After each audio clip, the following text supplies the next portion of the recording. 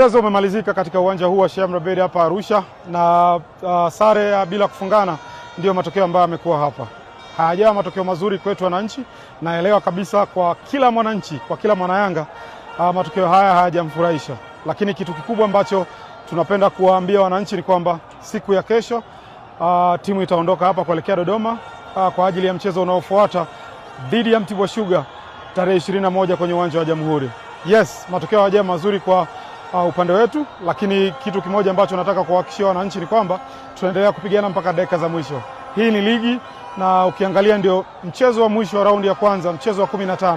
Tuna michezo mingine 15 ambayo inakuja. Kwa hiyo tunaamini kabisa 4 down ambazo tumezipata hapa tutaweza kuzirikava vizuri kwenye michezo inayofuata ya raundi ya pili. Wananchi, usikate tamaa. Sisi hapa tutaendelea kupambana mpaka dakika ya mwisho kuhakikisha kwamba tunatetea ubingwa wetu. Timu itaondoka kesho asubuhi.